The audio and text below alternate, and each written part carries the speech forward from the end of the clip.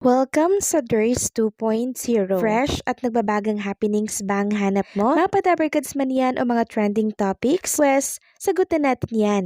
Kaya naman isubscribe nyo na ang ating channel para sa mga nagbabagang balita everyday. Welcome back again sa ating YouTube channel mga kadabarkads, and for today's video, ang pag-uusapan natin ay tungkol sa mga importanteng kaganapan sa loob at sa labas ng Itbulaga.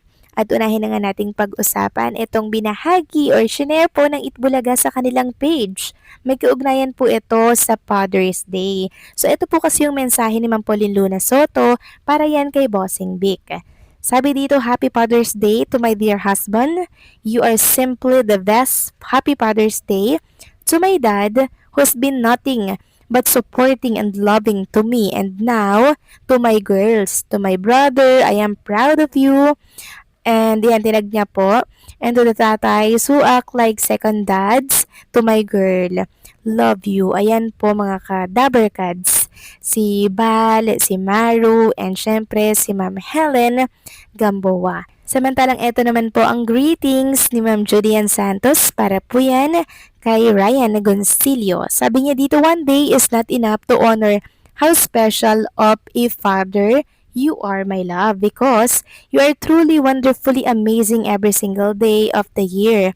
We love you so much, Dada. Thank you for all that you do and all that you are. Happy Father's Day, my love. Samantalang pag-usapan naman natin ang naging interview po ng TBJ kay Ruel Carino. Nung Sabado po kasi mga kadabarkads, diba, sobrang emosyonal si Ruel dahil sa kanyang ama, na kung saan ay hindi niya po ito lubusang nakasama kasi 10 years old lang pala mga kadabarkads nang magpaalam yung kanyang ama. Sinabi niya dito sa video na to na sobrang mahal na mahal niya po talaga yung kanyang ama, and sana daw ay muli niya pong mayakap ng mahigpit yung kanyang ama. Meron pa nga pong sinabi si Ruel Carino na every time daw po na mag-grocery sila ng kanyang ama sa isang grocery na malaki, meron side trip, kung bagay parang meron pong silang bonding, like kumakain po sila sa labas. Yun yung isa sa mga hindi niya po nakakalimutan at talaga namang tumatak sa kanyang isipan. Kaya nung Sabado, ang paalala niya nga mga kadabarkads, mahalin nyo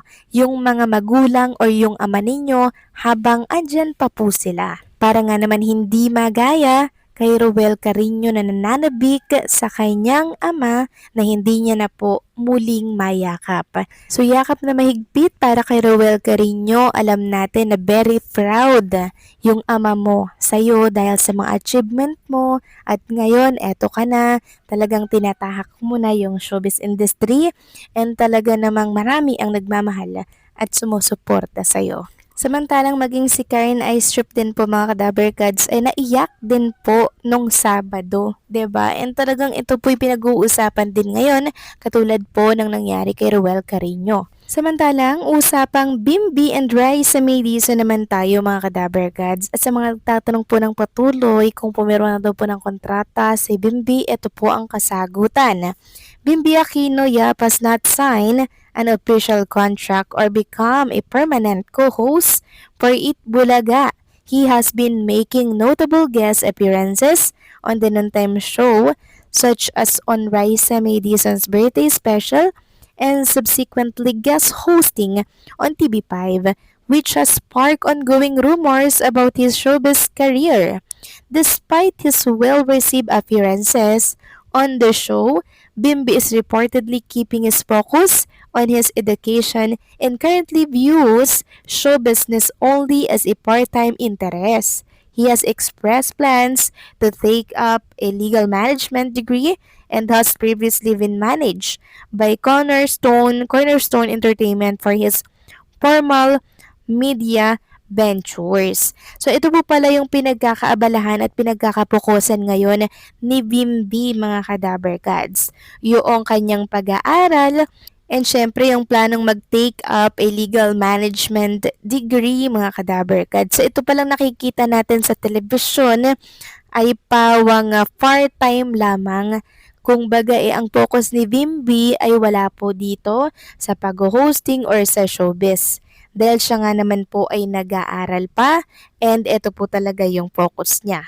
Kaya kung minsan hindi po talaga natin siya makikita sa programang Itbulaga. So yun talaga yung makakapagpamis sa mga viewers po ng Itbulaga, mga Kadaberkad. So kaya pala, hindi siya madalas makikita at kung may time lamang siya pupunta po sa Itbulaga. Pero sana mga Kadaberkads, medyo dalas-dalas na naman ni Bimbi, di ba? Para nang sa ganon, maraming mas masaya at mapakilig ng husto. Samantalang pag-usapan naman natin ang tungkol naman dito kay Raisa May. So nakita nga natin na may video pala itong si Raisa May and si Bimbi na pumunta po si Raisa May sa bahay nitong si Bimbi nitong mga nakaraan lamang yun mga Kadaberkads. Nung mga nakaraan po. And sabi nga ni Raisa May, sobrang ganda raw po ng room ni Bimbi. Parang nasa spaceship daw mga Kadaberkads. Spaceship pa yun. Basta ang ganda daw po ng room. And yan nga po mga picture na nasa screen po ninyo.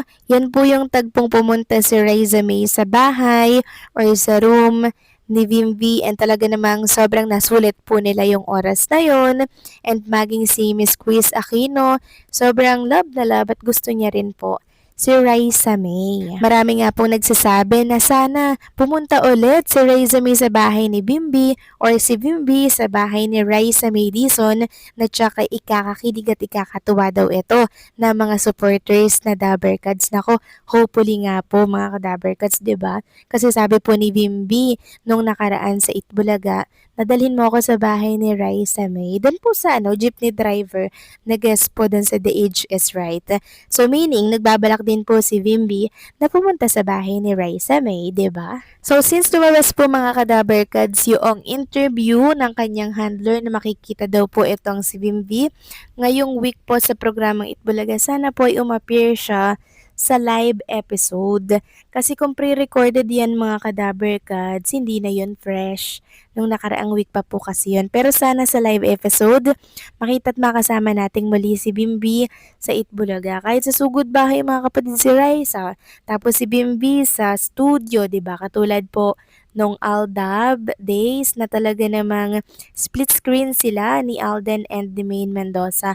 So hopefully ganito rin ang mangyari kay Bimbi at kay Raisa May. Pero with a twist. Kung baga since iba na yung panahon ngayon, meron silang kakaibang twist na idadagdag para nga naman hindi masyadong kinopya sa Aldab. Kasi iba po yung Aldab, iba po yung kay Bimbi at kay Raisa. Ibang atake naman mga Kadaberkads, diba?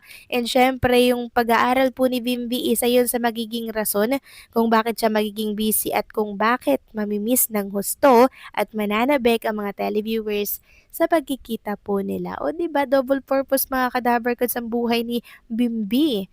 Host sa Itbulaga, at the same time, nag-aaral po siya mga Kadaberkads, no? So, antabayan na natin yung malaking pasabog ng Itbulaga para po sa kanilang tambalan. Kayo ba mga Kadaberkads? Sobra ba kayo nag-e-enjoy pag andyan si Bimbi and si Raisa May Dizon? Ako, i-comment nyo na po yan dyan sa baba, okay? So, paano mga Kadaberkads? Hanggang dito na lamang po ang update natin at maraming salamat sa patuloy po na pagsuporta.